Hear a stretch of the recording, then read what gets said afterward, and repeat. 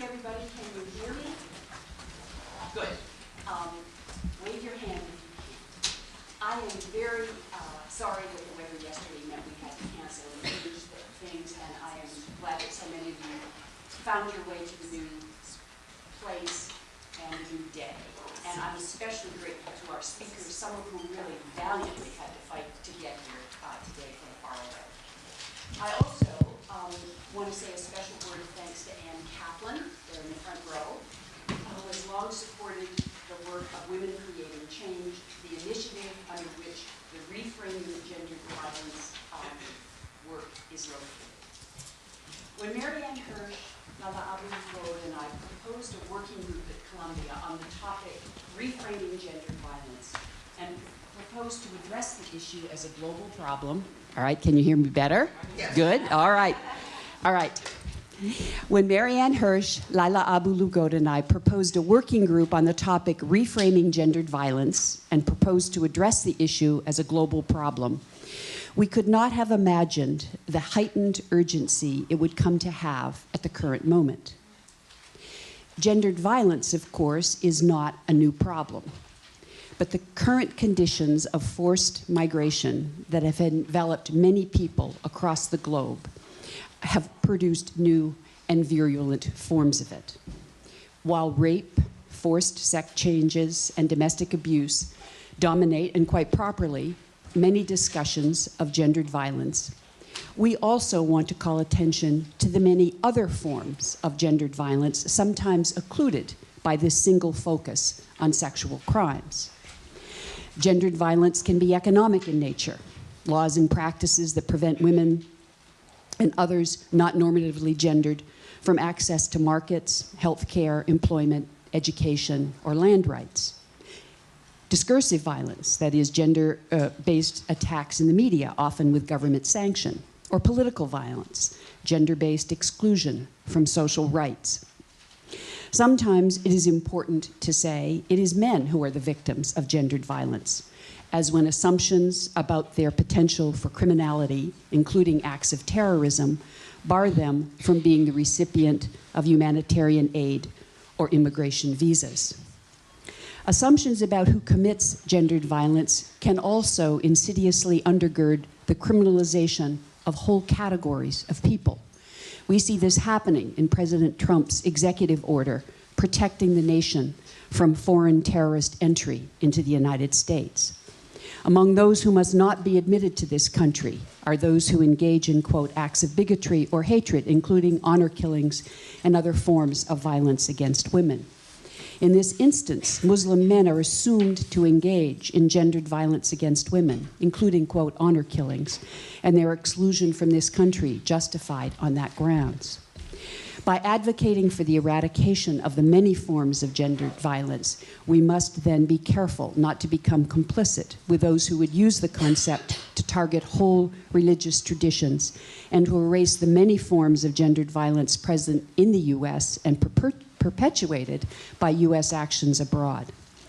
Our project is aimed at thinking critically about what is often taken as an easily understood phenomenon and to tease apart the many modalities of gender violence as it appears in different parts of the world.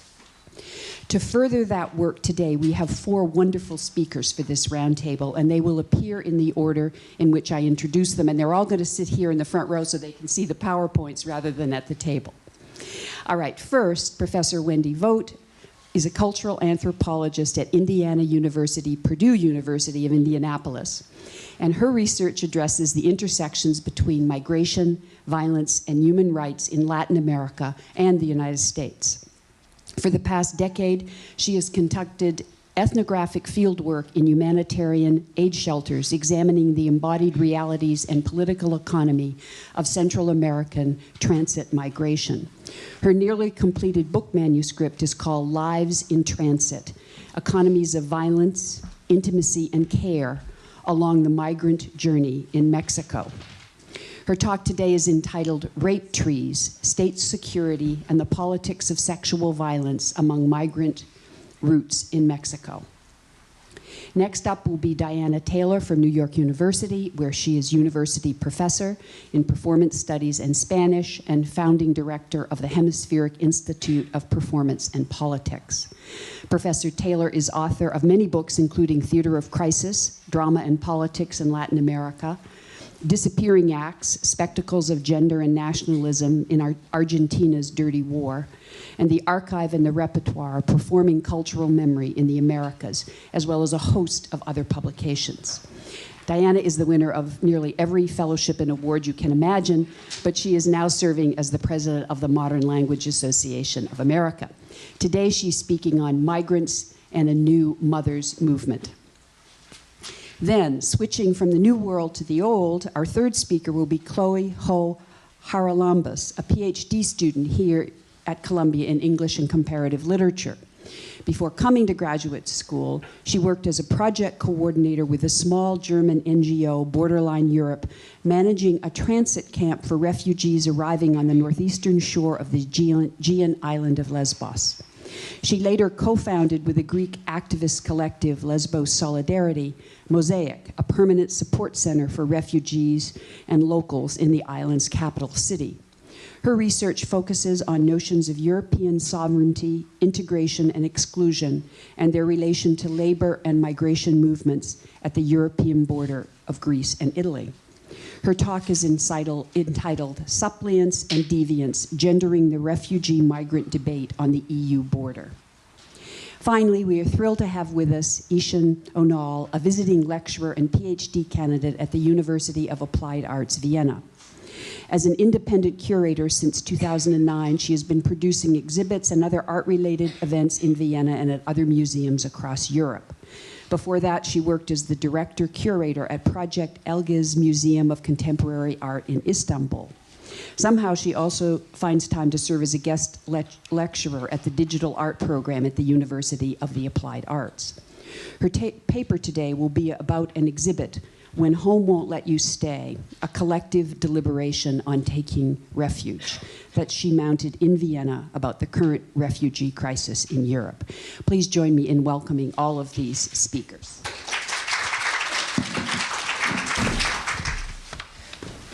Can you guys hear me? Thank you, everyone. It is such an honor to be here, and I'm so honored and pleased to be here and having these conversations, these really important conversations, especially in this current political climate. This is the title of my talk, Rape, Trees, State Security, and the Politics of Sexual Violence Along Migrant Routes in Mexico.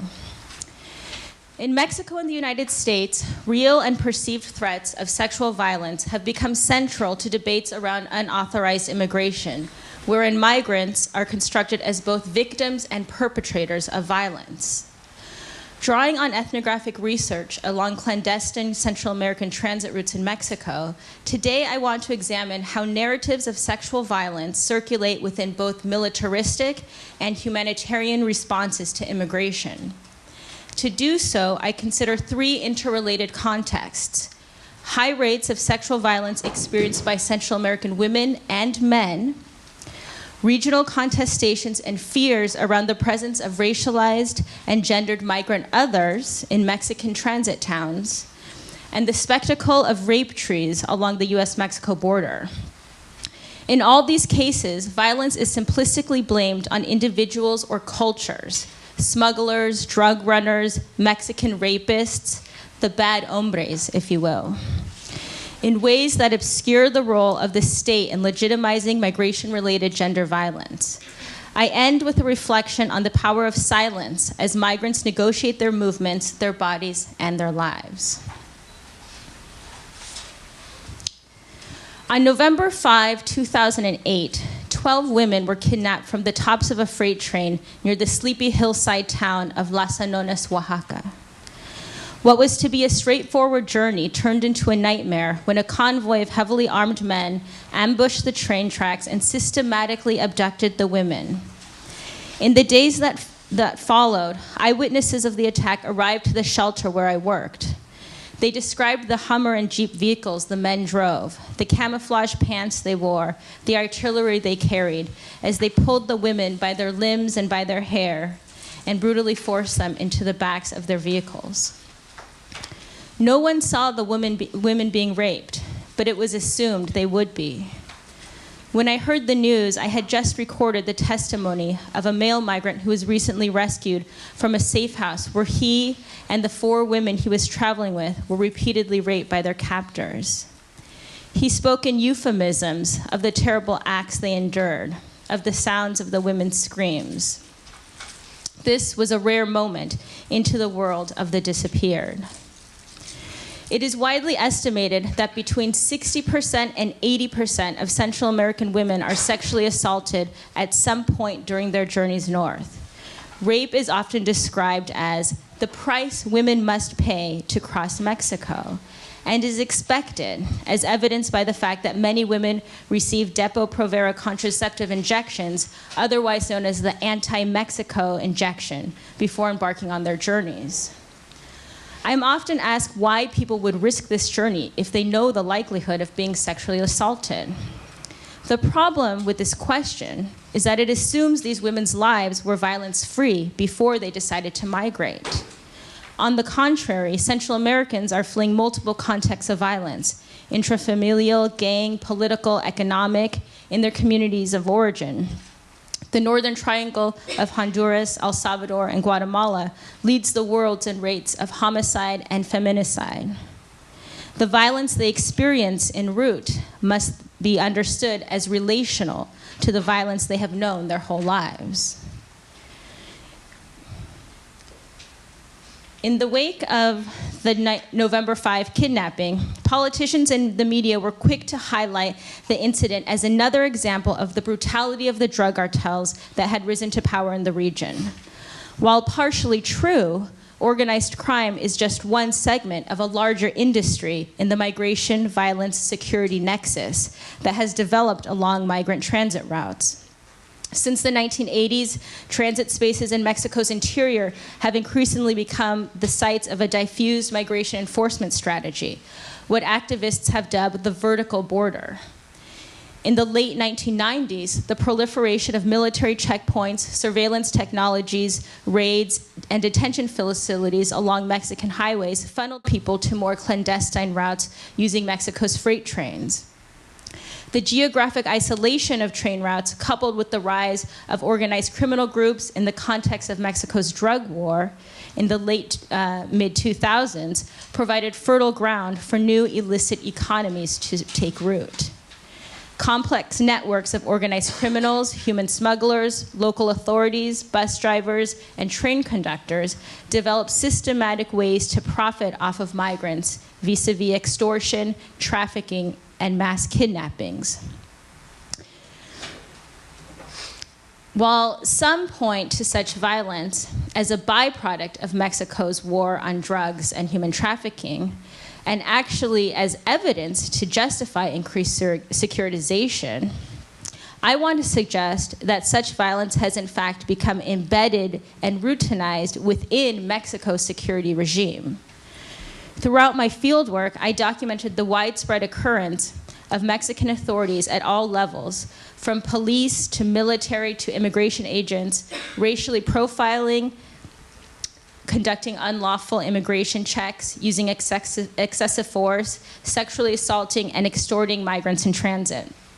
A 2006 study at a Mexican detention facility documented over 50% of sexual assaults were at the hands of state agents. Here's an excerpt from an interview with a female migrant who shared her experience being strip searched in a region infamous for rape known as La Arrocera.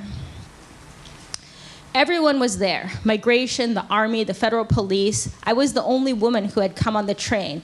They touched and groped me until I urinated on myself. I urinated because I was scared that they were going to rape me, because there were only men to check and to see if I had weapons or tattoos. I don't have any tattoos, I told them. I'm a mother with a family, and I don't have any, nor do I have weapons, much less weapons. But it didn't matter to them. They checked me everywhere. They took everything off me. They took away my clothes. I say they didn't rape me because we didn't have sex, but they touched me everywhere to see if I was carrying drugs in my genitals. A woman should have been the one to do it, not the man who did among so many soldiers and police.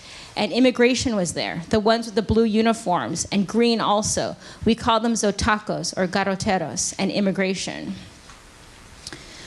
Along clandestine transit routes, state agents are direct perpetrators of sexual violence against unauthorized migrants. This mirrors what Silvana Falcón has termed militarized border rape along the US-Mexico border, where, quote, warlike conditions, agent impunity, and the absence of accountability contribute to a border climate in which rape occurs with little consequence, end quote. This dynamic is further complicated in Mexico, where masculine military control is glorified and increasingly difficult to separate from narco-military culture and operatives.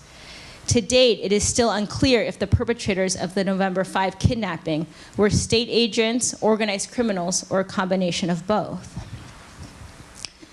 So documenting and making visible such acts of violence, and particularly gendered forms of violence, has become a key political project for migrant rights activists.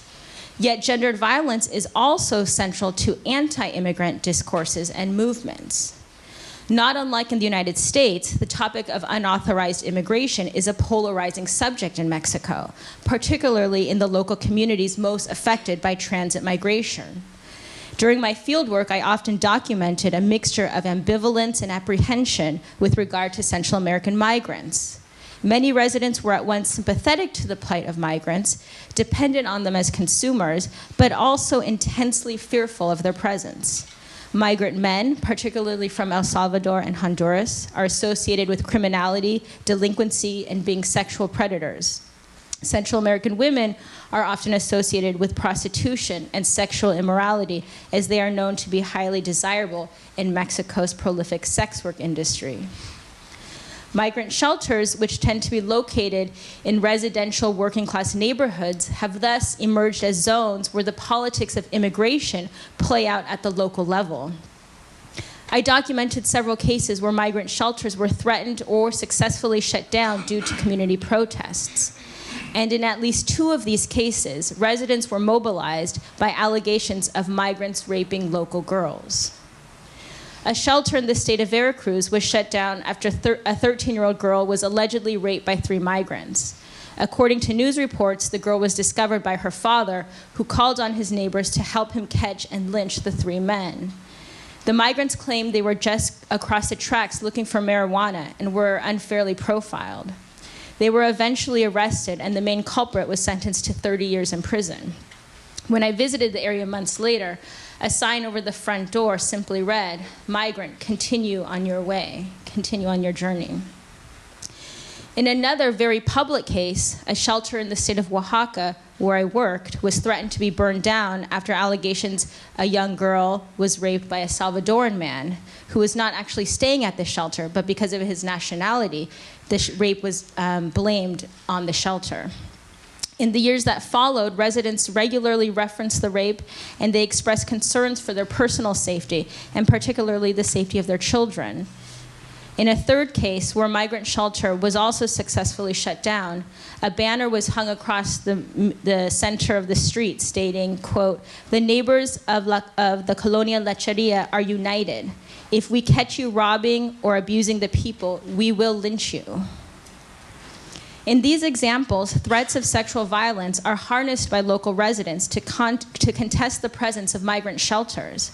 Of course, throughout history, fears of rape by gendered and racialized others, whether they are Mexican immigrants or African American men in the Jim Crow South, have been used to justify more militarized tactics, both by the state and by vigilante groups.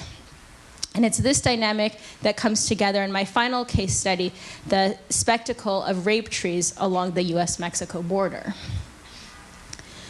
On June 16, 2015, in his announcement to run for President of the United States, Donald Trump stated this about immigration from Mexico. Quote, "When Mexico sends its people, they are not sending their best. They're not sending you. They're not sending you. They're sending people that have lots of problems, and they're bringing these problems with us. They're bringing drugs, they're bringing crime, they're rapists. And some, I assume, are good people, end quote. After Trump's remarks, right-wing news outlets sought to defend his claims by proving that Mexicans were, in fact, rapists. And they did so by citing the presence of rape trees along the US-Mexico border as their evidence. And for those who are unfamiliar, rape trees are trees where the undergarments of migrant women are hung on the branches of the trees as trophies and warnings to other migrants. And they are common in particular areas of transit routes, not just along the US-Mexico border, but throughout the journey in Mexico as well. A headline on the right-wing political news blog, The Gateway Pundit, read, "Donald Trump was right. Rape trees found along the US southern border." A Breitbart story in 2016, "Rape trees, dead migrants, and the consequences of an open border." This strategy used by anti-immigrant advocates is not new. In the mid-2000s, rape trees were also evoked by the border militia group known as the Minutemen in their anti-immigrant propaganda.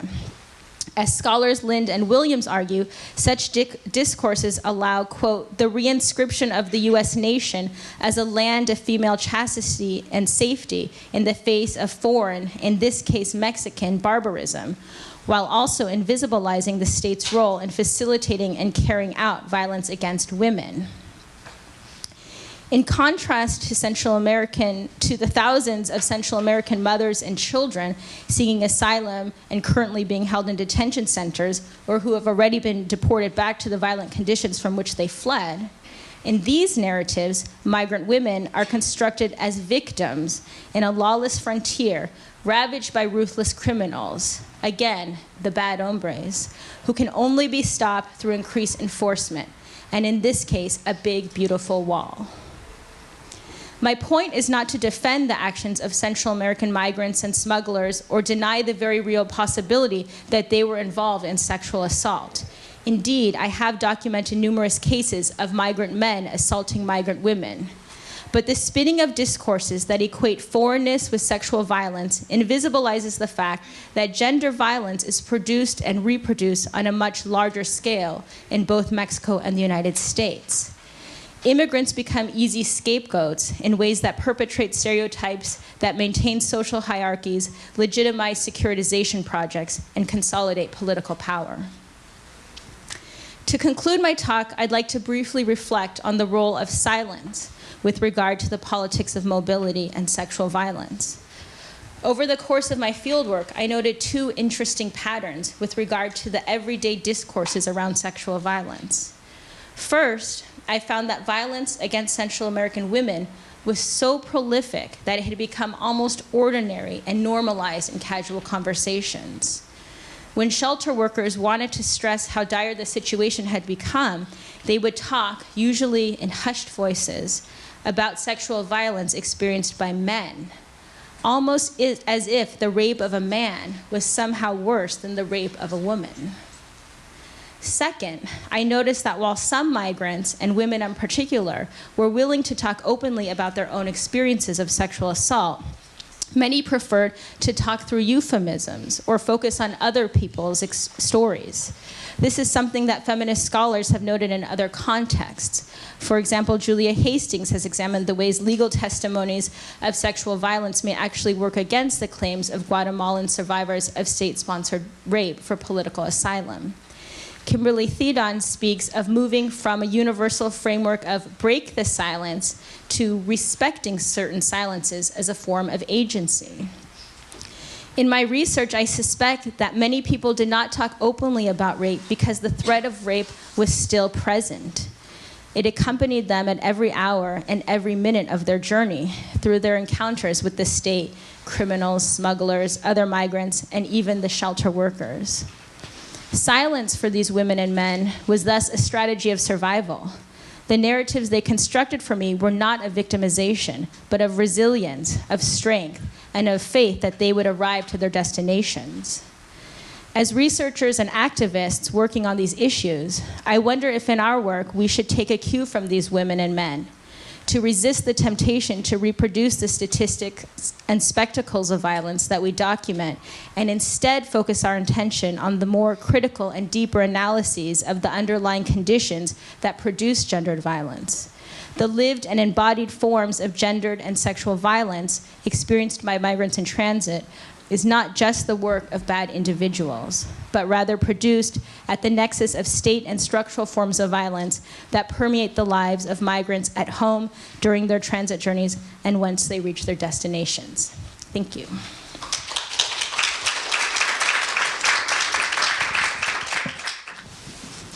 Good afternoon, and thank you very much for inviting me here. It's a pleasure to be with you. Buscamos la vida en caminos de muerte. We search for life on the roads of death. When the madres of the disappeared migrants from Central America entered the main square of San Cristobal de las Casas, Chiapas, whoops, what have I done? Sorry. Okay. On November 16th, 2016, I almost felt I knew them. As the women marched into the square wearing the photographs of their missing children, carrying their signs and banners, chanting slogans and demanding answers, they brought a long history of representational strategies along with them. As they walked through the throng of people waiting for them in the square, chanting, "Vivos los queremos," we want them back alive, people joined them in the chants.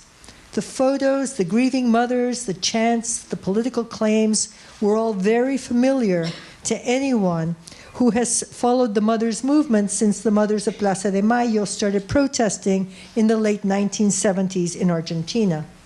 The staging in San Cristobal, like others I had witnessed several times before, pointed to disappearance within a continuum of ongoing political practice.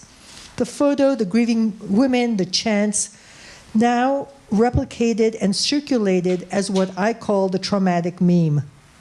The compact image cluster was immediately recognizable, and each time it transmitted an emotional punch, the agonizing not knowing, the durational nature of the search, the pain, and the crime, the now, again, and seemingly always of disappearance. The people lined up in the square to greet the mothers, and they held flowers and signs to communicate their solidarity.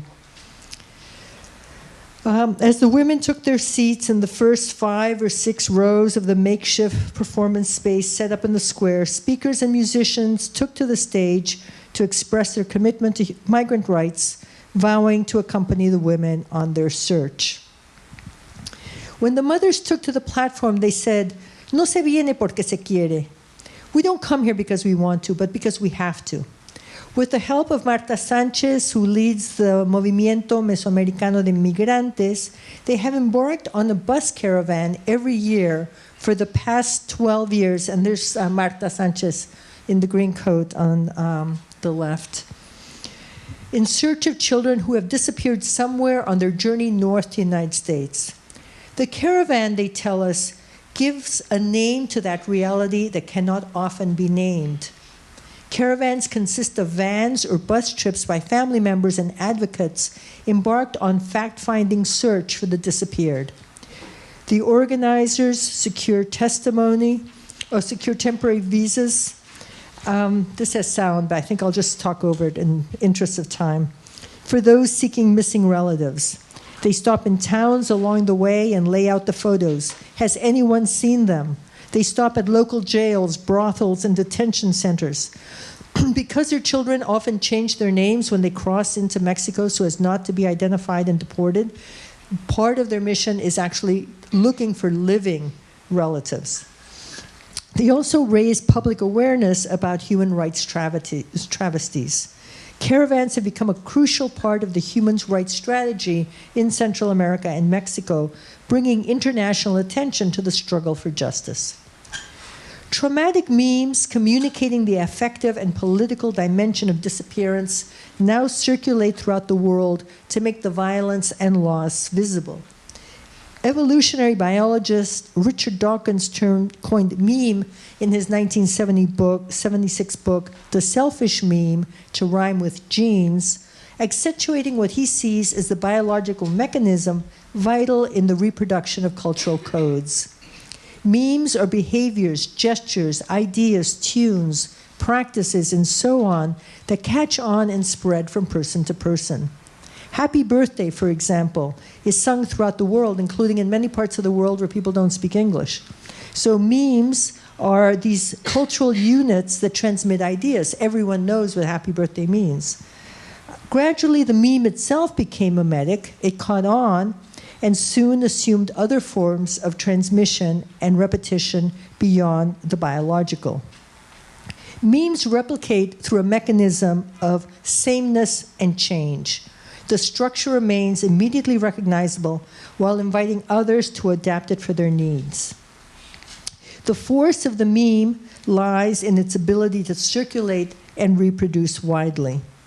The traumatic meme, like all memes, or like all things, or all memes, depend on the simplicity of the structure for its efficacy. So the easier it is to identify, the better.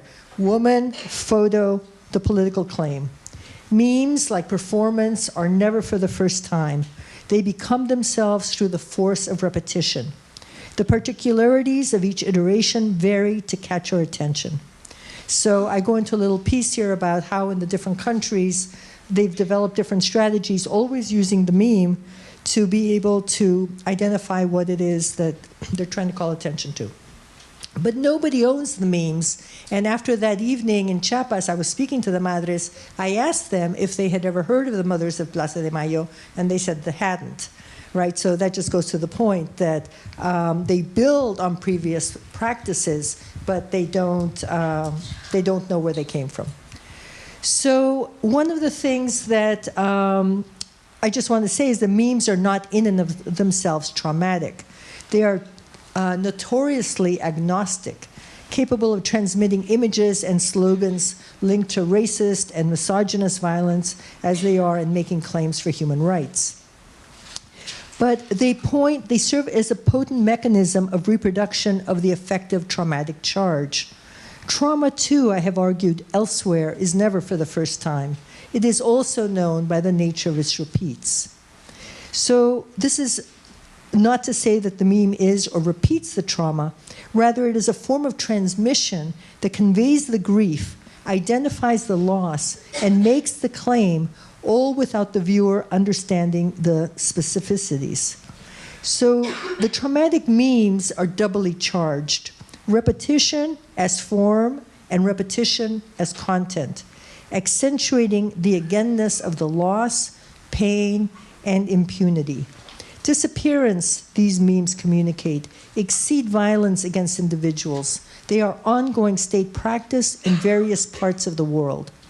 These traumatic memes underline the durational and globalized nature of protest as a response to continuous and globalized criminal politics. So how did the Central American migrant mothers come to incorporate the traumatic meme? And here I go into a little spiel about where I'm tracing these memes. And from what I can tell from my research, this is one of the things linking what I call the jump from the Southern Cone to Central America in the very late 70s, very early 80s. So this photo is from the very end of the 70s, and here they are, the mothers looking for their disappeared children with the headscarf even. And so then I started asking around, and I said, were the madres here? What happened? No, I've asked everybody. Nobody knows. Even the archivists in Central America are helping me find whatever it could be, even a photo. How did this meme jump? Nope, we haven't found the connection. I'll let you know. But as I said, memes have their own circuitous logic of circulation. In the 1980s and 1990s, we know that the meme makes many jumps, many leaps to Turkey, to many parts of the world. And we see it all over everywhere that state terrorism disappears its opponents. So now the organizations, the current organizations of mothers, Central American mothers, are going to their earlier models, end of the 1970s in Latin America, to use this meme. So one of the things that I want to add, Wendy, I think, covered very beautifully the violence that is falling on these migrants. But there's one thing I wanted to call attention to, and that disappearance is, as a humanitarian crisis, this migrant crisis is absolutely manufactured. This is a product, and I want to call attention to this, of U.S.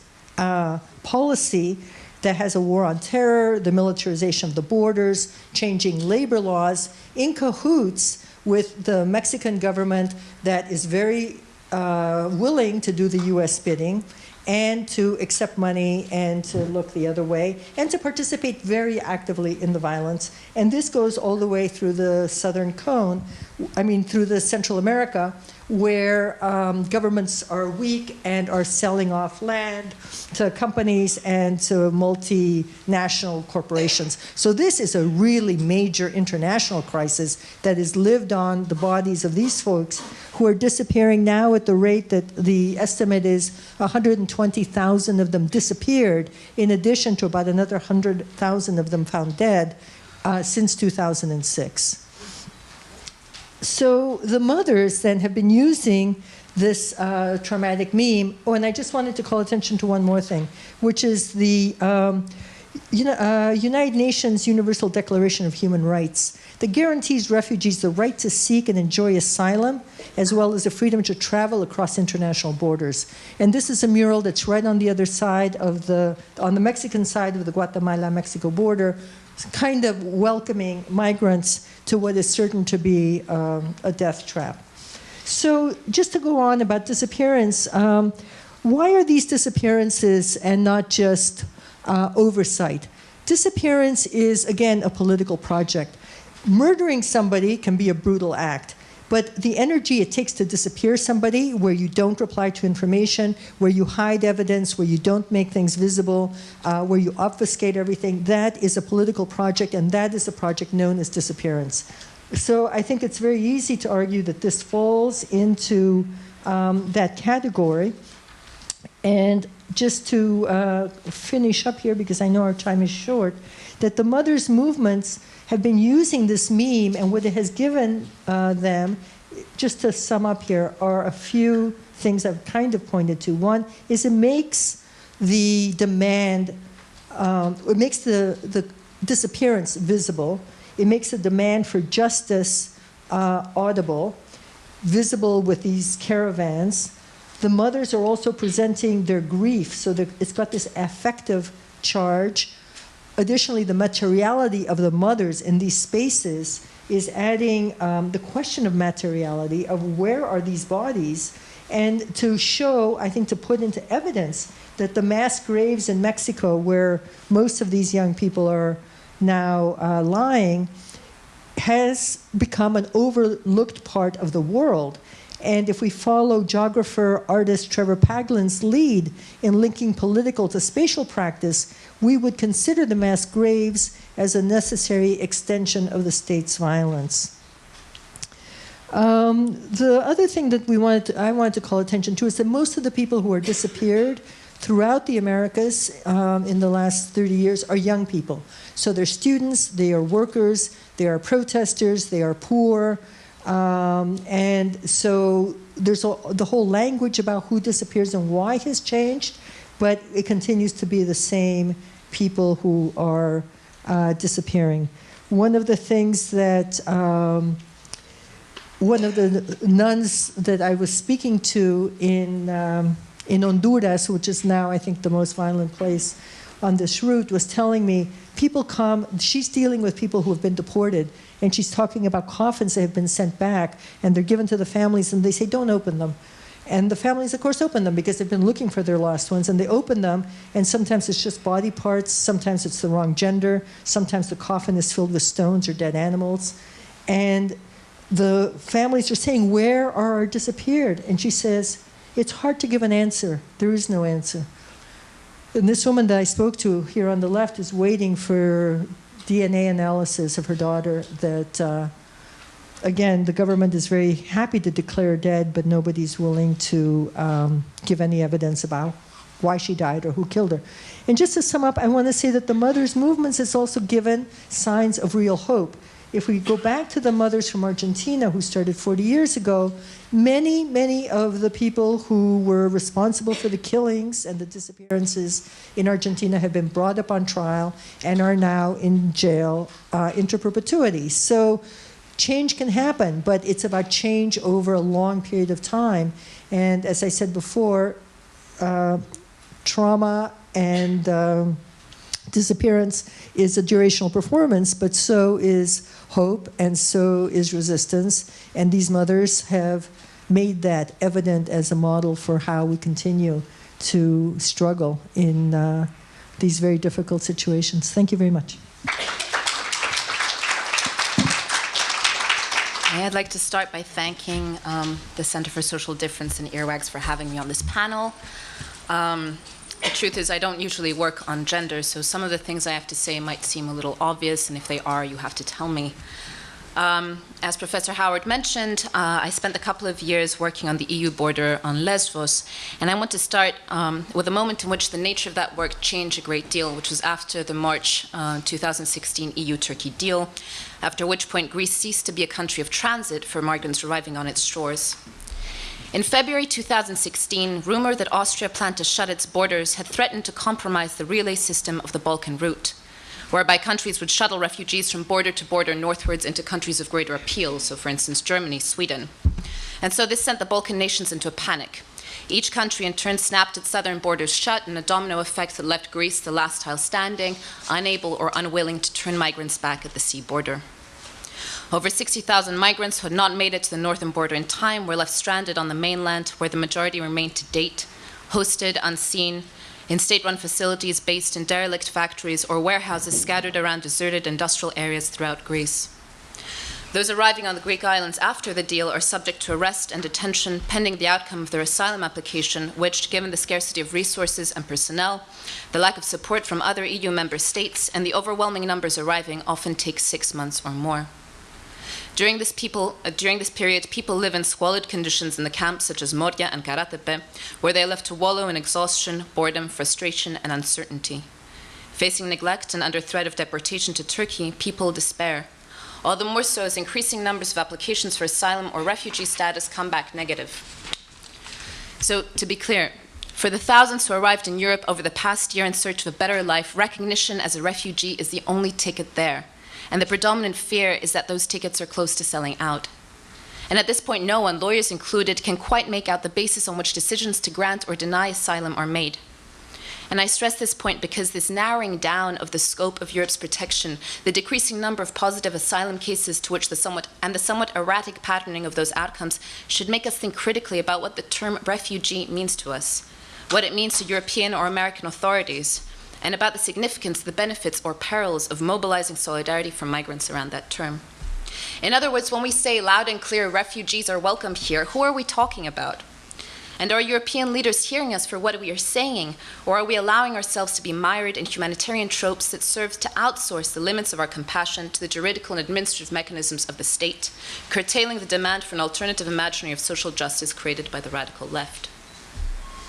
So, again, to clarify, a boat arriving on the Greek shores contains neither refugees nor economic migrants. The term refugee and economic migrant do not describe a set of experiences, but a collection of rights.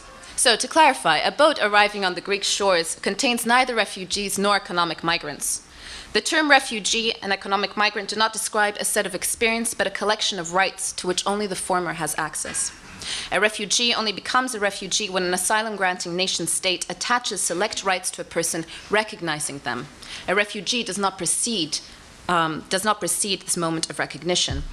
But the ideological power of these categories lies in their ability to present themselves as self-evident, as descriptive rather than generative. The contention is that some arrive refugees and some economic migrants. The ruse glosses over the material interests that determine the distinction and that make it fluid. In the summer of 2015, the category refugee became the poster child of liberal Europe. EU leaders suddenly waxed lyrical over the plight of refugees. Jean-Claude Juncker made an impassioned plea to the EU to open its arms. Angela Merkel sponsored the imaginary of Europe with a friendly face.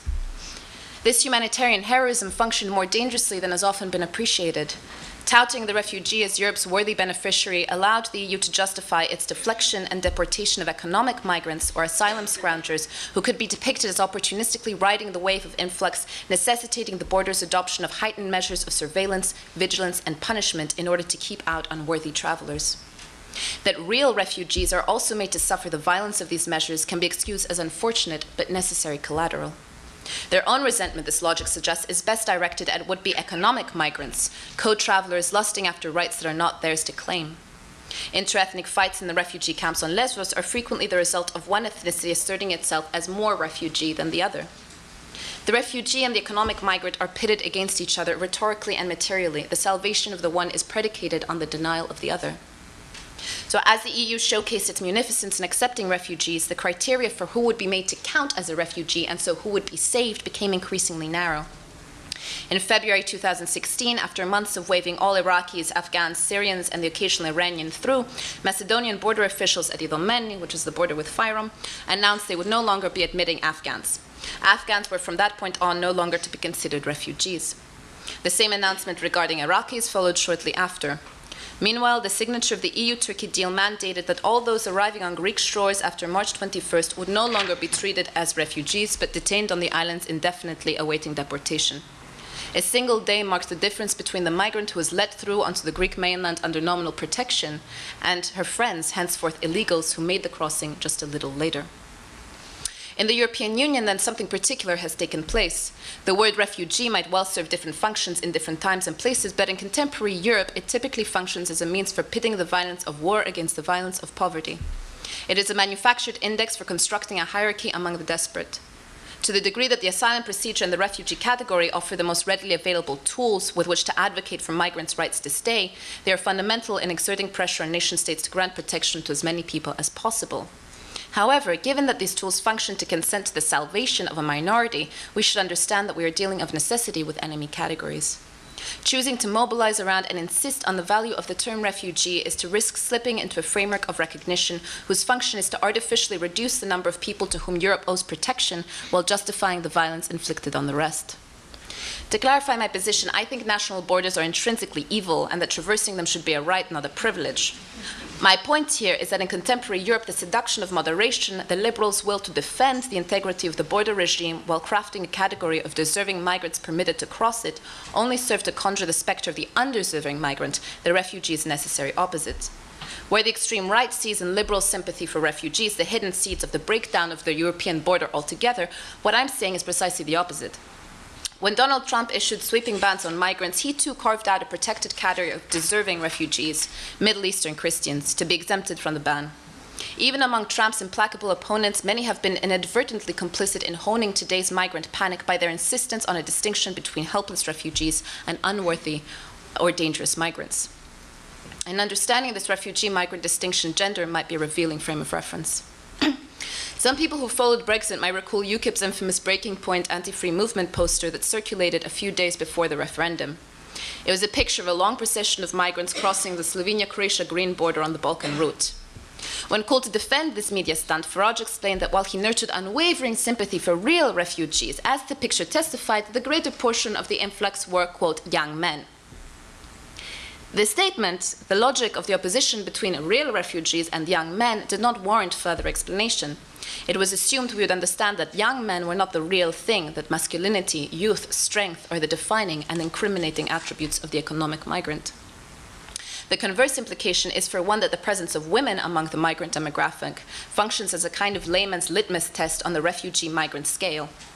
Women are more readily assumed to be real refugees for a number of reasons, partly because it is true that women were a novel demographic on the well-trodden Aegean migrant route, because women's abandonment of their home testifies to the fact that the household has been definitively destroyed, there is nothing to go back to, or simply because women are understood as more credible actors as damsels in distress on the scene of European humanitarian chivalry.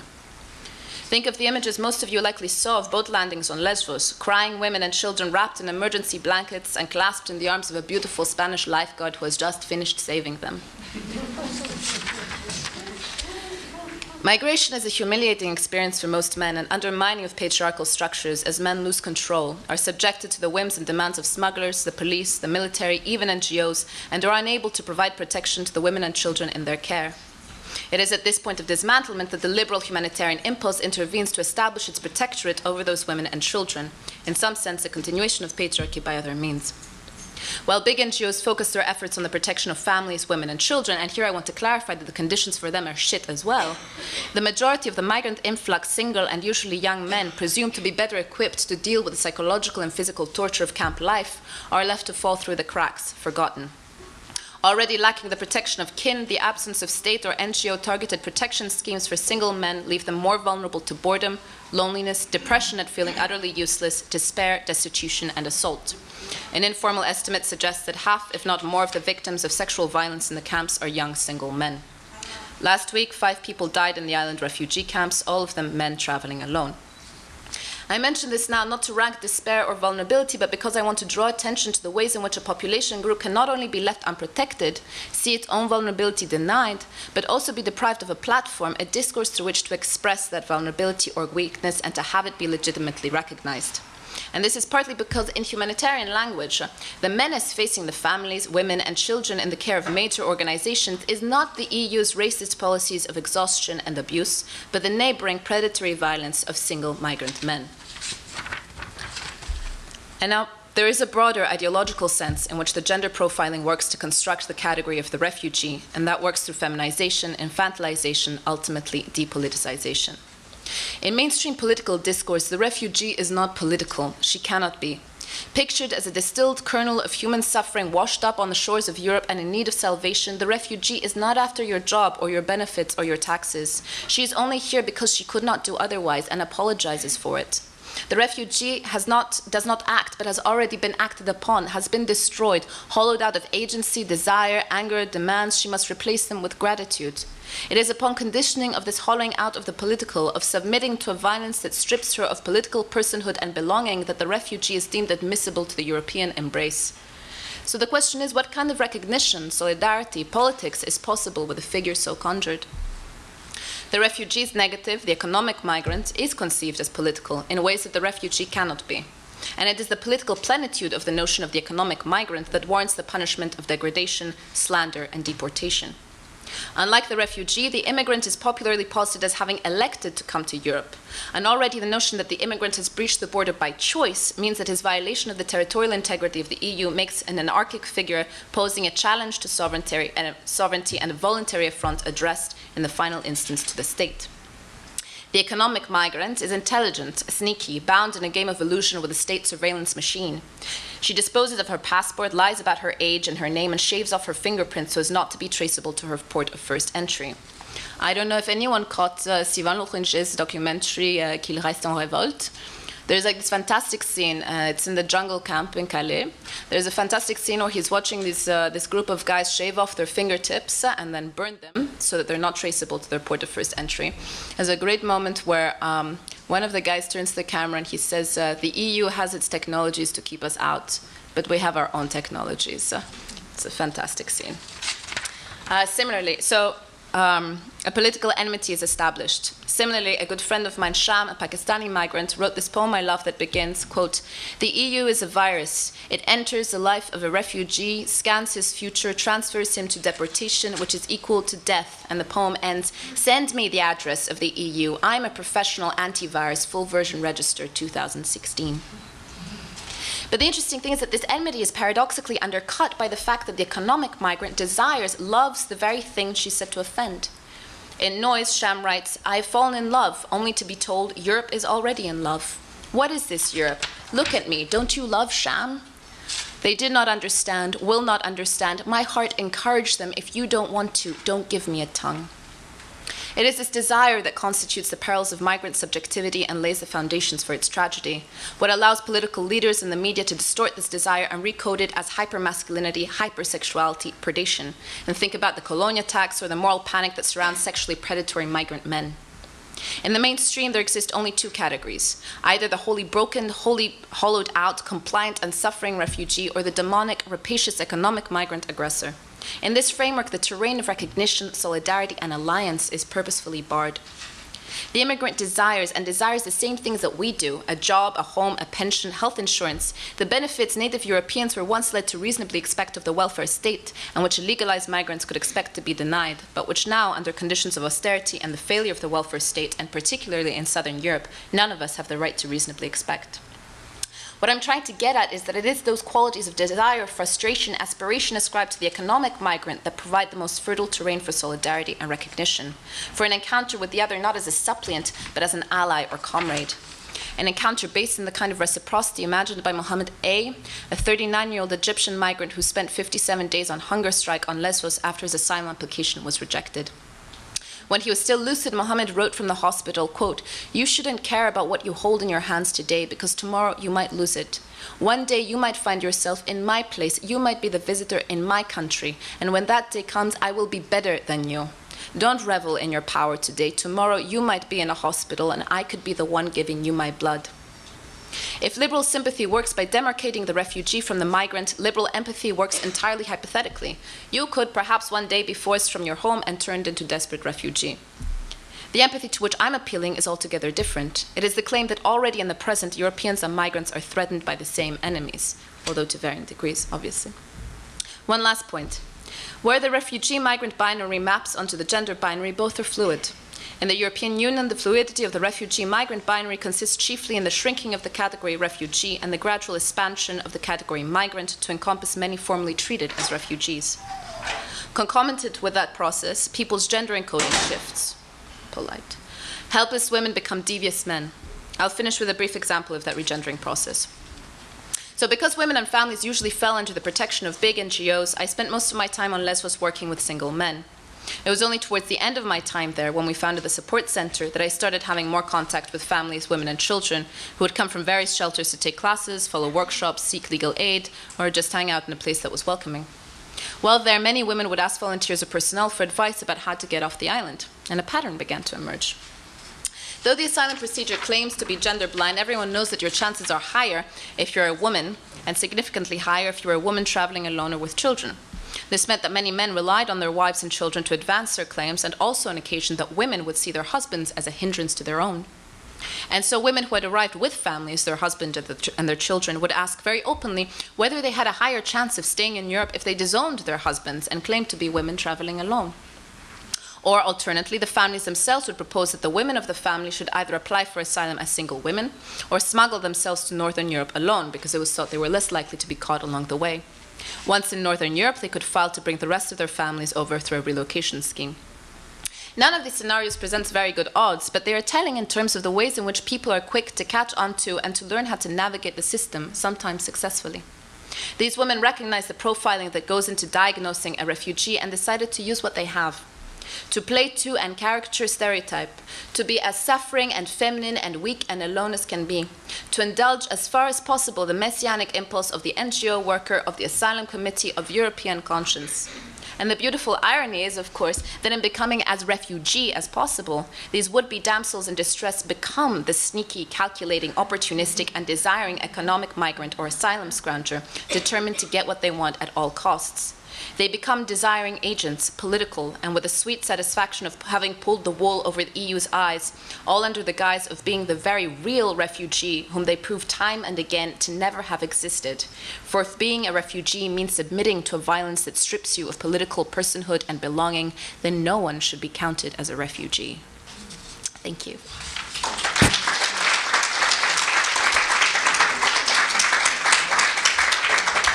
Hello again. So I will be presenting you a project that was done in Vienna in a very similar political climate like here today. Luckily, we had a different result, but it was also a very strong political climate where the society was very much polarized. So it was during the elections of the during the presidential elections in 2016, April. And about 6 months before, we started working on this exhibition together with the guests, the new guests in Vienna. I also don't like the word refugee for the very similar reasons. So when home won't let you stay. One day, violence breaks out in a particular region for reasons hard to grasp. It may be related to religious agitation or violent capitalism, scarce resources, bloodthirsty war profiteers, injustice in the distribution of land, foreign powers, or a traumatic past. There are plenty of possible reasons for people to slaughter one another. And we, spectators, say, this is not humane. And it really isn't. Although such a breakdown of civility is experienced by humans again and again. Later, a million desperate journeys start. Thousands of people leave their homes behind. They set off and hit the grueling road, embarking in a battle of different kind. They walk, run, jump over the fences, remain hungry for too long, carry the weight of their children, some bare necessities, and few personal memorabilia. They carry all that and carry on with their journey. This requires a lot of courage, strength, and despair. But people do it. People do it when it is about their survival. Have they already arrived to some safe land? By no means. Yet the journey has just begun. Unspeakable abuses take place on the way, over and over, and by many different offenders. There is no other hope but to keep running away from the inhumane, the relentless evil that has surrounded by the vulnerable ones with a cynical void. It is not that the bystanders wouldn't react. They get very well organized on short notice. They help make journeys happen. Often they charge a lot of money, overfill the lifeboats, abduct people into the unknown. Those who quickly understand the new market learn how to produce fake life jackets, soon to be termed death jackets, and cause the drowning of hundreds. The dead have no papers. Therefore, there is no evidence that they have once lived. They had no identities anyone would respect. It is the wild, a boundless arena for any kind of crime. Some make it to the other shore, while thousands don't.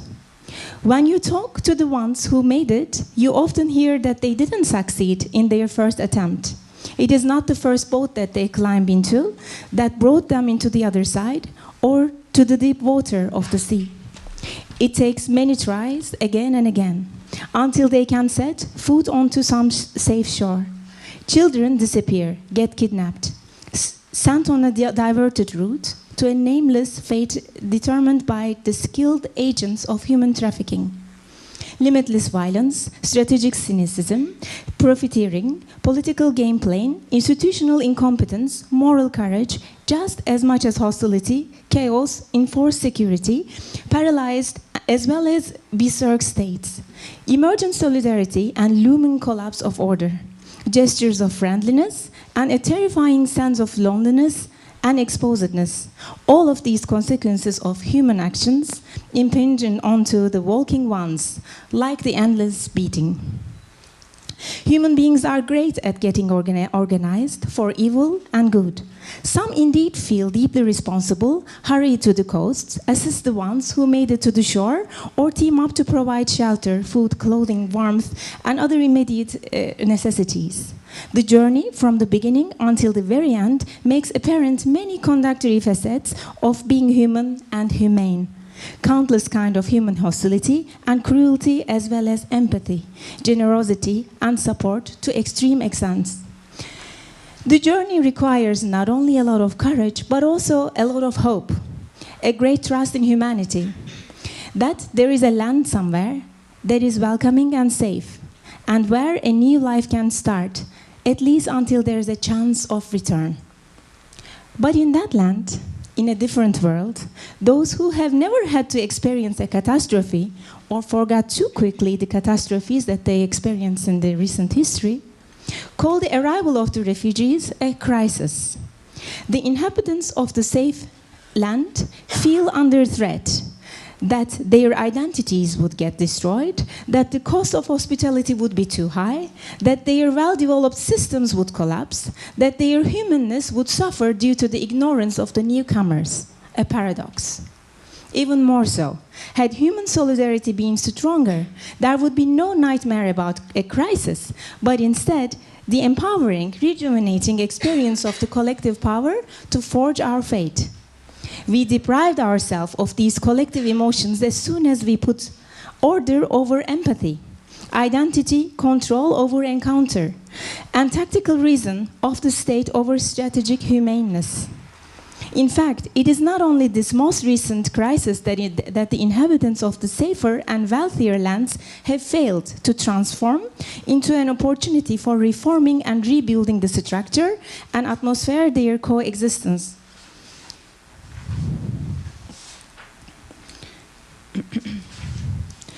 After making it through the outer perimeters of the safe and rich territory, the newcomers will have to experience many forms of institutionalized injustice, social inertia, and individual isolation that have been maintained and cemented over generations. It will become apparent to what enormous extent the rich societies too are stratified, impenetrable, apathetic, and organized as pyramids of increasing exploitation. On the 3,005-kilometer journey from now a deserted home in Aleppo to Vienna, a Syrian refugee has to witness and endure to the state of humanity and humanness in our time. By trying to perceive the world through the eyes of someone who sets off to seek refuge, unmasking prospect unfolds of devastating human experiences, of a catastrophe emerging from an endless chain of atrocities and neglect, but also of support and empathy. The exhibition, When Home Won't Let You Stay, focuses on these astonishingly varied shades of humanity and examines the notion of humanness in the early 21st century. It interrogates what it means to be human today, in contrast to the ideals of humanness and human rights. The exhibition asks about the possibilities of socio-economical and political developments towards a more conscious coexistence, not only so as a temporary solution to this immediate catastrophe, the so-called refugee crisis, but also as a confrontation with our individual and communal approaches to being human. Borrowing its title from a line of the poem Home by Warsan Shire, the exhibition attempts to elucidate the journeys of the displaced between their lost homes and the new ones that will have to be built. So Warsan Shire was herself a refugee once, now living in UK, coming from Somalia. When the refugee crisis, or this crisis erupted, felt the force of writing this poem Home in 2015. From the exhibition, I brought you two primary examples to have a little bit of the journey of this exhibition. But in summary, what we tried to do in the exhibition is that we took our time to communicate, to collaborate, and to create together with the newcomers of the city. Instead of representing their situations, we invited artists coming from these places who also started working with refugees as researchers, who used their possibilities in being artists to represent their fellow faith holders, how do you say, the people who share their faiths, to represent them in the exhibition environment. But we also invited researchers, academics, and also people from the town to attempt that the exhibition acts as a platform to bring people together against this fear that was heavily created in the society in that time, very similar to what you're having here today. I will be first showing you a video by Erkan Özgen, a Kurdish artist living in Derik, a little Kurdish town in the border of Syria, very near to Kobane. He also himself is an activist to bring aid to people who could run away from ISIS in Kobane. I will need sound for this.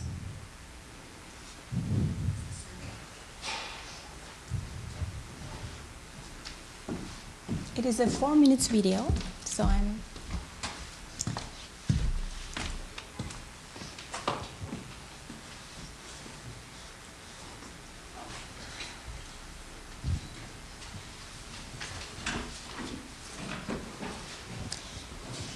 Maybe I show you after the sound issue is done, and I continue with the next one. Omar Imam, an artist from Syria, who had to run away from Syria after also being tortured by not ISIS but other groups. And he moved to Lebanon with his wife, and then they had 2 children on the way. And Omar is actually a photographer, and in the exhibition he brought 11 photographs, and I selected some of them with their stories. He also created this installation which had an ironic story, because in the installation you see that there is a hall that this gentleman is entering. So he wanted to create this experience of passing the fences, and the fences that are not only used as borders, but also the fences to keep them in certain space as refugees so that they cannot go out of where they are staying. And those fences were very fastly domesticized while putting the clothing to dry or putting the carpets to clean and so on. So these fences were main elements either while crossing the borders or staying in these refugee camps. He wanted to reenact this situation. What he also wanted was putting this fence in the door where we are entering to his room. We would go through this fence. But according to the laws in Austria, for safe and security reasons, health and safety reasons, we could not build it in that way, which was very ironic for the artist after going through the entire road under such conditions and arriving to Europe and not being even able to represent it in such a safe way. So we created this room which did not block the exit door anymore, but it was a room of itself, so people could go in and out. And in this series, he talked to people. He worked with them. These are the people with whom he stayed with in Lebanon.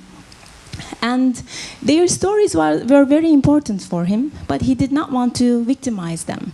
He did not want to put them into this suffering position. For that reason, he took their stories and he found something very touching, very interesting for him. And he created a new environment for that story, and he invited these people, the real people who told the story, to reenact their own story.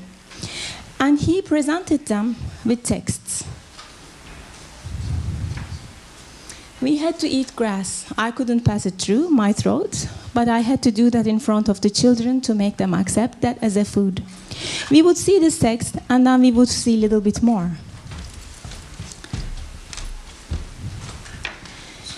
So, Syrian Palestinian used to live in Yarmouk in southern Damascus, and now she's a refugee in tent in Bekaa, north of Lebanon. After the conflict in Yarmouk, the neighborhood encountered a strong siege in 2013, causing hundreds of people die from hunger. After 7 months of Yasin and her children managed to escape Yarmouk and emigrate to Lebanon, but her husband was stuck in Damascus because Lebanon refused to host the new refugees. During the siege and 2 months after, she lost 70 kilograms from 115 to 45 kilograms because of the air strikes, the starvation, and the many deaths. She leaves Yarmouk with anorexia. She couldn't even eat in Lebanon. Since 2014, Yarmouk is partly occupied by Daesh. Is it? I particularly selected images that would be relevant to gendered violence. So this is Amina, age 40. Sorry, the previous one was Amina, age 40. This is Raud, age 43.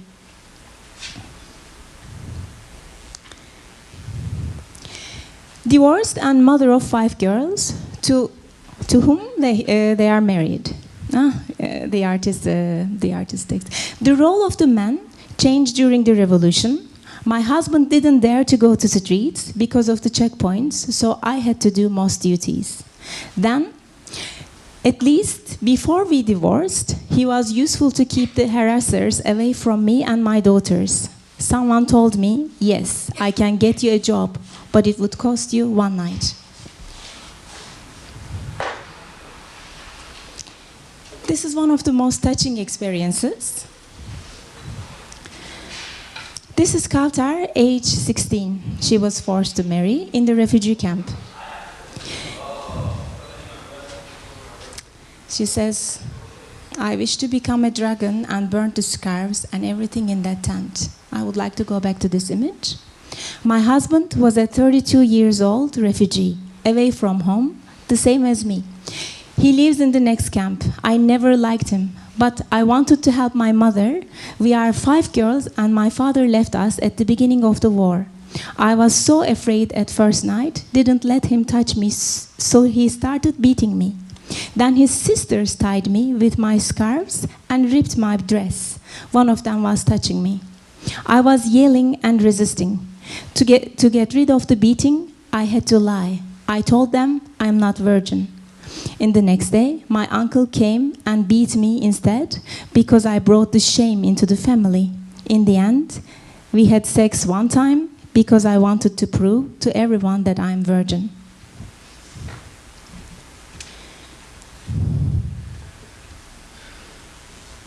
The last 2 examples I will show you. This is Faten, age 35. The woman tells the story.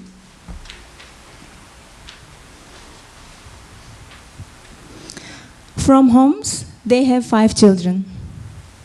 One of them dead in the war. She said, the war killed my mother and 3 brothers. I don't want to go back to Syria. That land will make me remember a lot. I just want a new land. And he says, I used to have my own construction workshop, but in Lebanon, I worked as a plumber. My co-worker pushed me from the 4th floor. Now I am paralyzed. Then Faten again adds, at the day of Ahmed's surgery, the surgeon told my husband, I can't go ahead with the surgery on your back because I can't find the screwdrivers. For a moment, I felt like we were talking to a car mechanic. We are refugees, but still humans. It is the doctor's responsibility to be equipped with the right instruments. Now I dream of being a physiotherapist to help my husband and other injured and have all the screwdrivers with me. And the last one. Maybe this one I would like to show, if I have very little time. This is Howe, age 45. He says, she brings home the food. Now our testicles in danger. I particularly wanted to show this image because the position of women actually extremely changed in these refugee camps, where they were more empowered because they were the ones who were finding solutions to problems, who were bringing the food to home, basically. And men often lost their meaning in the family and had this identity crisis during their time in the refugee camps. And we listened similar stories from many different people. So Howe was a doctor, but he quit after the death of his 7-year-old child. He said, the militia took my brothers from our neighborhood. I have recognized one of them just from his tattoo. The bomb changed everything. I would have been dead without my wife's instant reaction. She lied to the soldiers to save my life. Life here in camps changed our social mores. Men lost their superiority. Our wives don't obey us anymore because they bring the food aid. If I go to any NGO, they refuse to give me the food box. Howe continued with a smile and sad gaze. Now the battle between the masculinity and women's is a new, and the new woman's power. Our testicles are in danger. So maybe I will not continue because I won't have more time. I also wanted to share you this very deeply touching video by this artist, but to the ones who are interested, I can show later on. So I will finish my talk here. We can continue in the discussion session. But I hope this could give a glance of bringing the voice and bringing the personal memories into stage to create a collaboration, could give an idea. Thank you very much.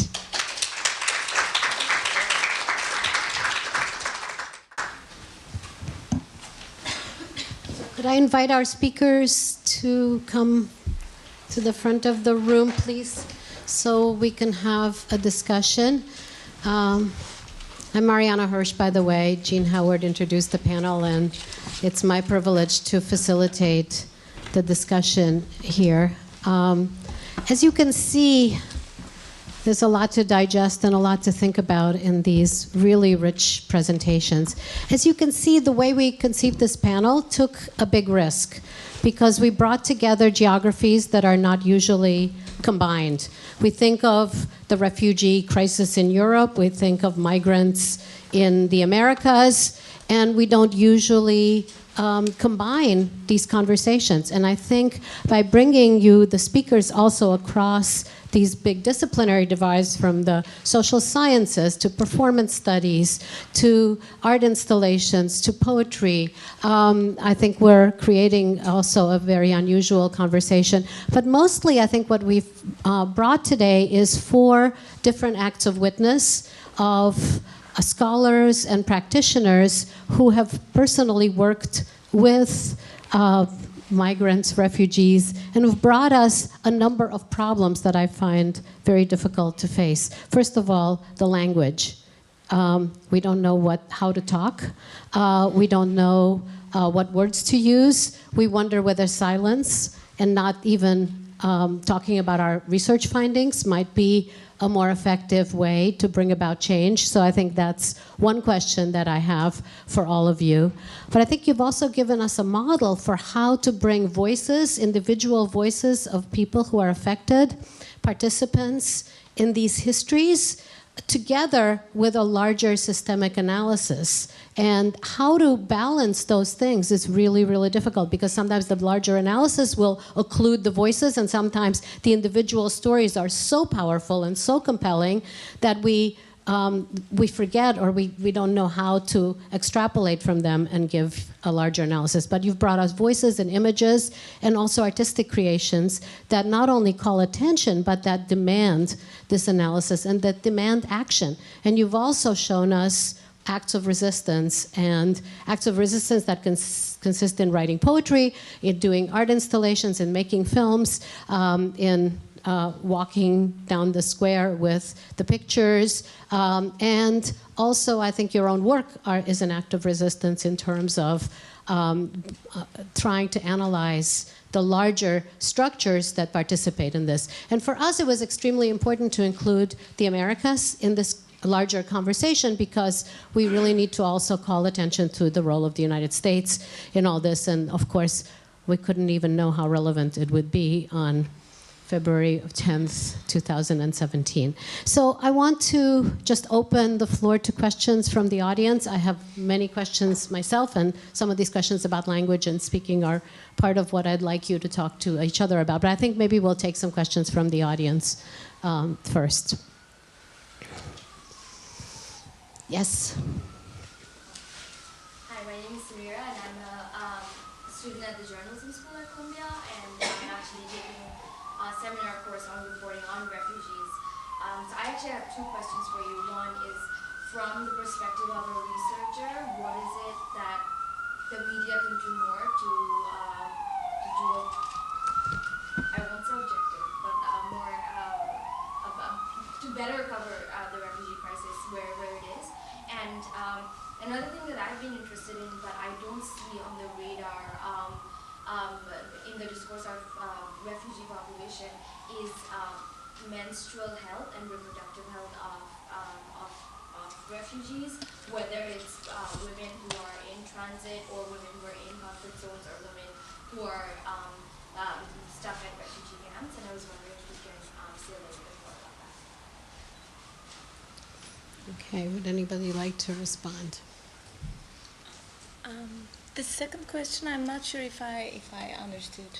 It's about, I'm curious to know about menstrual health or menstrual hygiene issues of women who are at refugee camps, or who are making, who are traveling, women who are traveling from conflict zones and trying to seek refuge in a different country. And I was wondering if there's any, if it's an issue at all. It's more of a hypothesis. It is in that, yeah. But I haven't read anything about it, and so I was wondering if that's something that you have come across. Would you like to respond to that, or shall I try? I mean, I think that it would be different in Turkey, and because in Greece, for instance, it was, especially at the beginning, it was a very grassroots-ish thing, and it's interesting what people think is actually relevant. So they were like, like millions of hats and scarves, but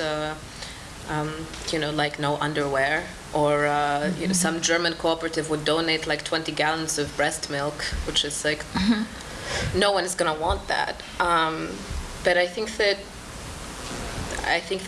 yeah, so that isn't one of the first things that people think about, for sure. But there is also, MSF, for instance, runs a program that's around women's health, and they have health promoters everywhere in the camps to try and like provide women with like targeted care. In Austria, I think it is done pretty professionally. But I remember a moment where they were announcing, please no more these women hygiene products, because people were overly cautious about that. So people were donating a lot. But it is only once you arrive because all these safe and health and safety issues only start when you safely arrive to a place. Until then, they will just try anything to push you out of that.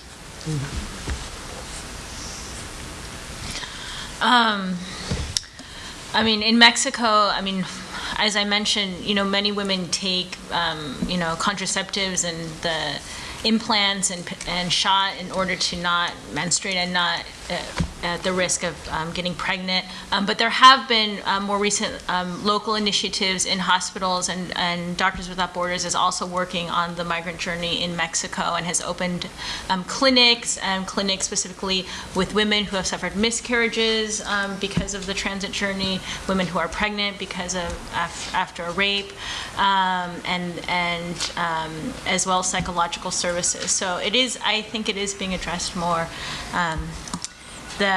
Your initial question is a harder one about what the media can do. I think, some of my frustration and something that I was trying to express even as I was reproducing it myself is, these statistics, right? Even just the anecdote about the birth control shots. If any article you read about Central American women, you're going to hear the exact same statistics and the exact same anecdotes over and over and over again.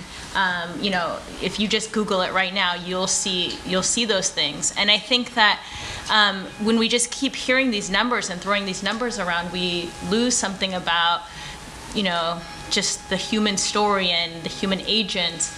But we also can lose focus on these deeper structural things, like the fact that the United States, through the Merida Initiative, is funding these policies that are creating the conditions from which that this violence is exacerbated. So I think that the media, by just looking a little bit broader and tracing those steps back, and that's a lot to ask, right? In a short thing, but at least a little bit to start thinking about the violence didn't start here, that these are connected to deeper historical processes, longer trajectories. These are transnational processes. It's not just Central America's fault or Mexico's fault, but that we're embedded within all of this as well and implicated in it. I think that would be very valuable.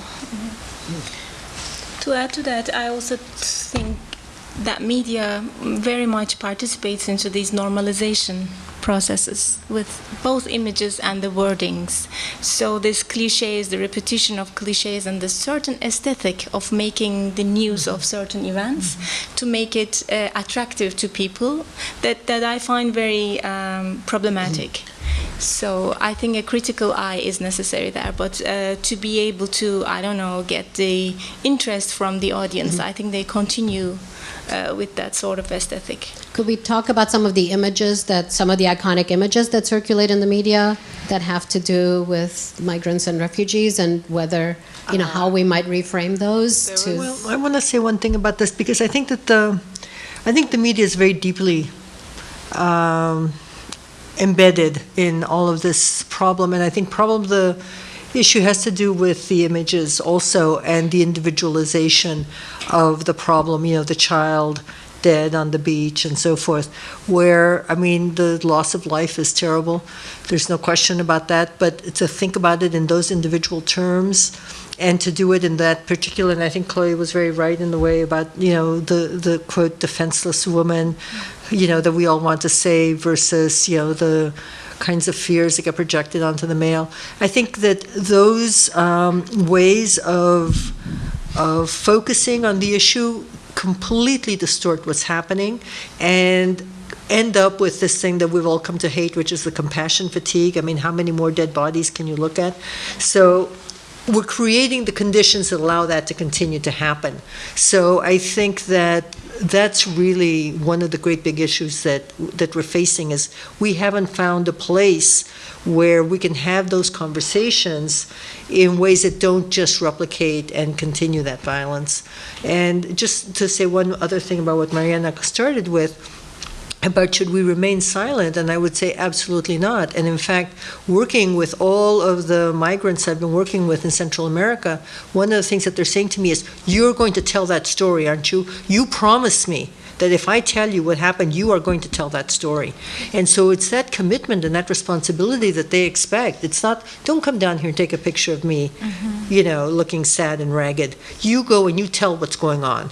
And what's going on is not just, you know, this is what's happening to me and they raped me and they did this. That happens. It happens to every single person, as, you know, Wendy has made clear.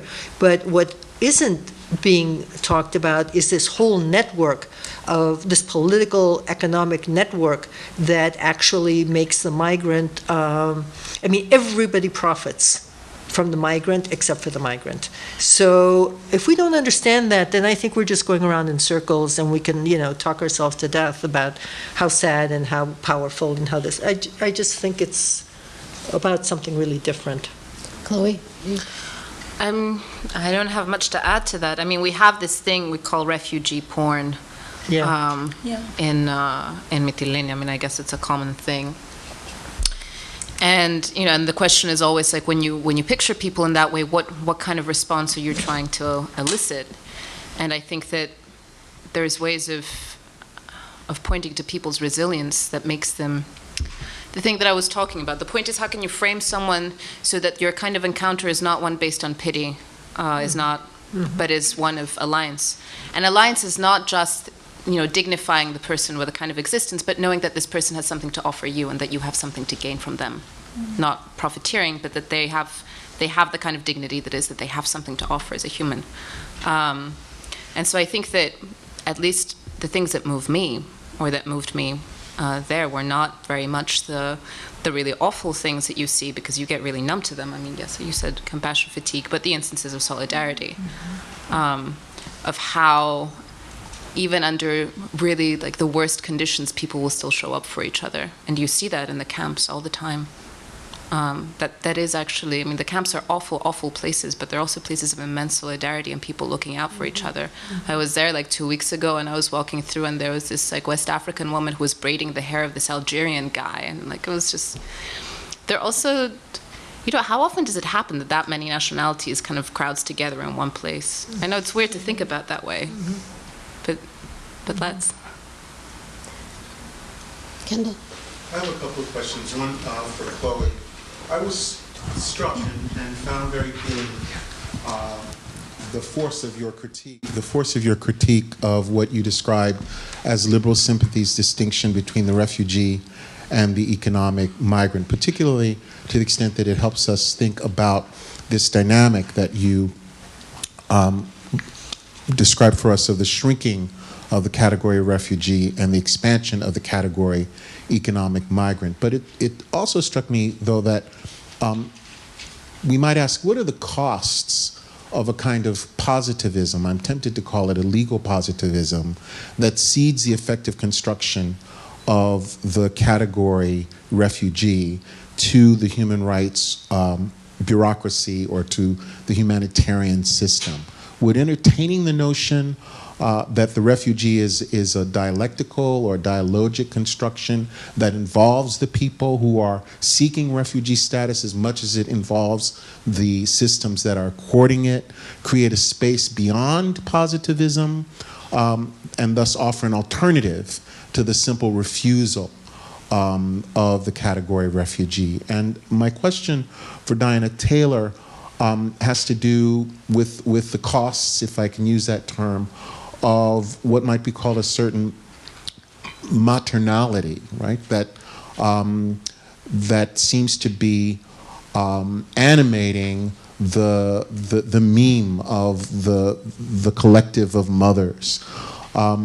It frames women's agency, one could say, in terms of the formerly pregnant body. Right? And I was struck by how many of the photographs that the mothers were holding were in fact pictures of men that you referred to as children, right? But in fact, these are adults, sons and daughters, presumably, as well. So to what extent does the model or the meme of maternality as opposed to family as the image of grievance and as a site of claims making for asking, where are they, mimic the logic that Chloe described as the continuation of patriarchy by other means?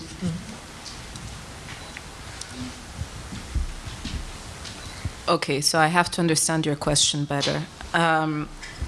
Your question is whether it is necessary to throw the baby out with the bathwater on the refugee issue, on the word refugee. That's one trope. And the other one is whether there is a space for a kind of dynamic redefinition of the term refugee that features the refugees themselves. As active agents in deciding what the content of the term refugee is and to whom and when it can be claimed and recognized. Absolutely, but then it wouldn't be the kind of refugee I'm talking about. Right. So the issue is that I can go tomorrow to Angela Merkel or Alexis Tsipras and say very loud and clear, refugees are welcome here. And Angela Merkel will reply to me, but of course they are. In this cradle of Western civilization and this bastion of the Enlightenment, of course. But I still get to decide who the real refugee is, right? Under any other conditions, it's not the same refugee that we're talking about, right? If it were something that allowed for a kind of dynamism in the definition of the refugee, and there always is, it's law. There is always space for interpretation, right? I mean, there is the law and then there is hermeneutics. And the point is who has power over that hermeneutics. And if it weren't for state leaders, if state leaders did not have power over that hermeneutics, then there would be no such category. It would be too dangerous, definitely, right? So, as I said, right now it seems that refugee or asylum is the tool that we have, and there are really successful attempts to kind of broaden, or there are really successful cases. But I don't think that if what you were describing were possible, the category refugee wouldn't serve its function. Can I just interject something here? It seems to me so fascinating that in the Americas, we don't use the term either refugee or asylum seeker. We use the term migrants for people fleeing from Central America. And it seems to me that under the conditions that you're describing that makes people leave their homes are very much the same kinds of conditions that produce refugees in Europe. And yet, we don't use the term asylum seekers, for example, which would, to me, would seem very appropriate, but we're seeing these people as purely economic migrants who want to take our jobs. I think that's shifting, though, and that's part of the political project in Mexico and on the border is to think about these people as refugees. They're not being recognized by the U.S. government or the state as refugees, but they are, in Mexico, they're seeing more cases of people applying for asylum. They're not being granted asylum, but the numbers have increased significantly since the 2014 surge of children crossing. So, but that's part of the project is even to put refugee on the table because people are so resistant to that. Yeah, that they want to be considered refugees, but it's not even an option. Diana answer a question Yes. and then JC. I'll try briefly. The mother problem is a problem. There's no question about that. But the thing is that the mother thing in the meme started with the mothers of Plaza de Mayo and under very specific conditions, which is that the military would have killed them if men had gone out on the square.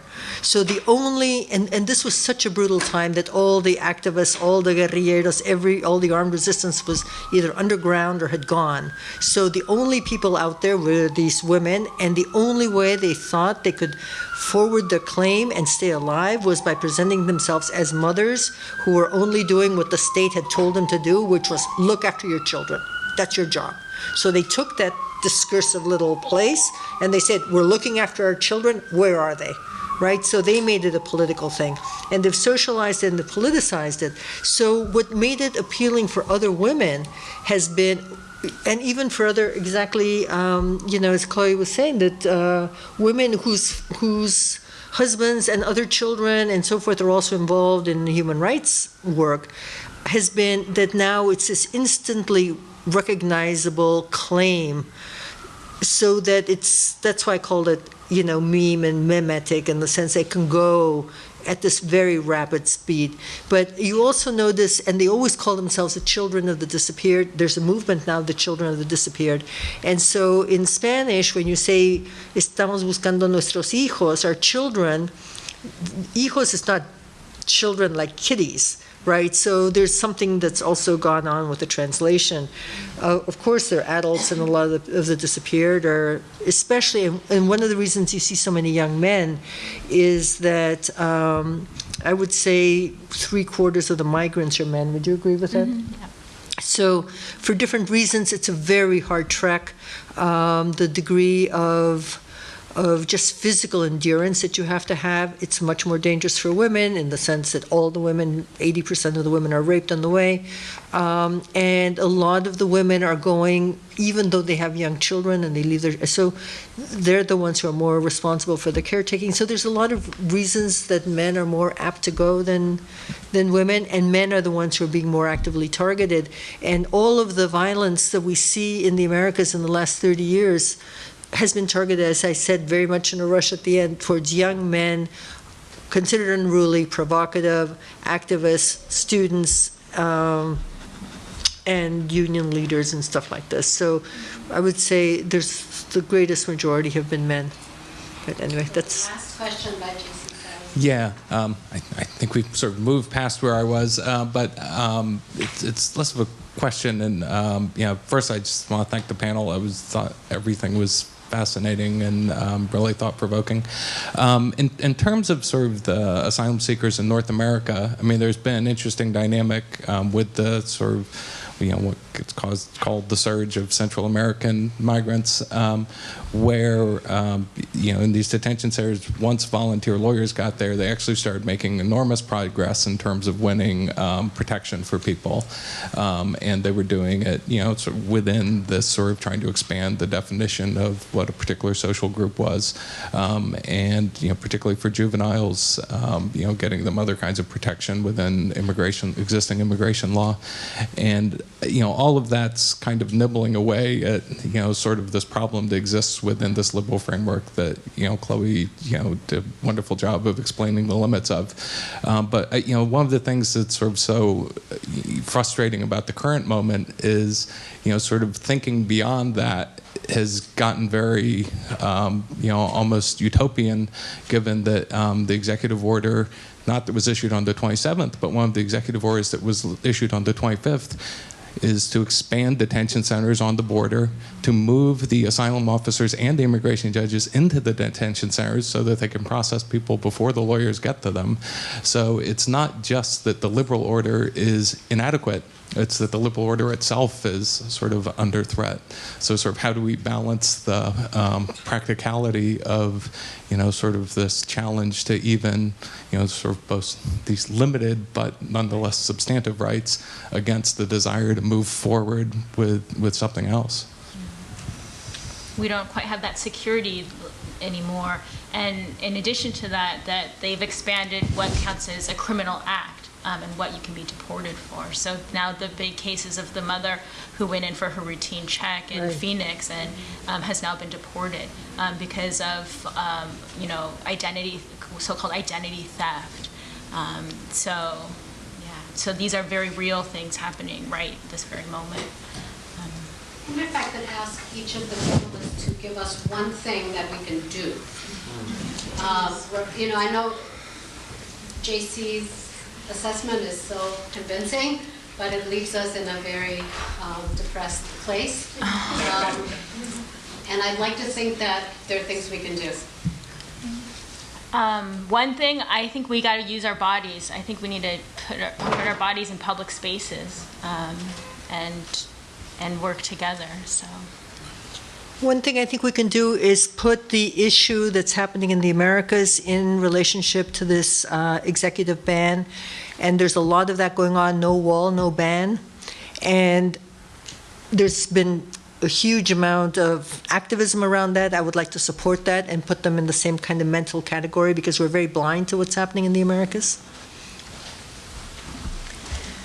To me, as much as what we are talking about, it is also important to whom we are speaking and how we are building that communication.